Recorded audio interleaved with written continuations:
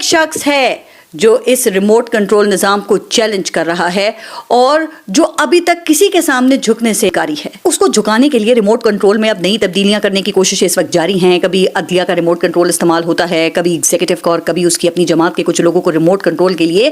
Adiala jail بھیجا جاتا ہے کہ بھائی اس کو مناؤ. لیکن وہ عجیب آدمی ہے کہ ابھی تک ماننے سے ہی انکاری ہے.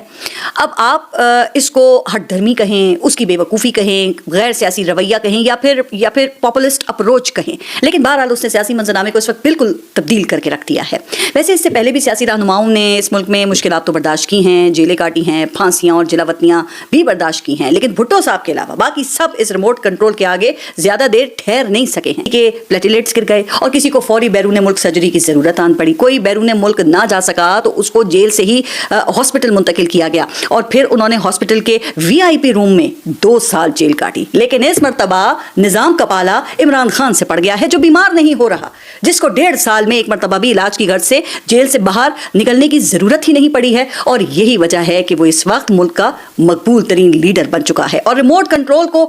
سمجھ میں نہیں آ رہا کہ اس کی یہ جو جناتی مقبولیت ہے اس کا کیسے مقابلہ کیا جائے. اچھا, اب پیکا جیسے جو قوانین ہیں وہ بھی لائے جا چکے ہیں, لوگوں کو فیک نیوز کے نام پہ خوب ڈرایا بھی جا رہا ہے, اور اب تو لابنگ کا مقابلہ کرنے کے لیے بیرون ملک لابنگ بھی شروع کر دی گئی ہے, جس میں گورنمنٹ کو تھوڑی بہت تو کامیابی جو ہے وہ ملی ہے, لیکن پھر بھی عمران خان کی مقبولیت اسی طرح سے قائم ہے. اچھا, پھر سائفر کیس, توشہ خانہ کیس, عدت کیس کے بعد اب 190 ملین پاؤنڈ کیس میں بھی سزا دے کر دیکھ لیا ہے, لیکن وہ ابھی تک ریموٹ کنٹرول کے کنٹرول میں نہیں آیا ہے. اور مسئلہ وہی ہے جو 2 سال سے چل رہا ہے کہ وہ 9 مئی کے واقعات کی ذمہ داری قبول کر کے معافی مانگ لے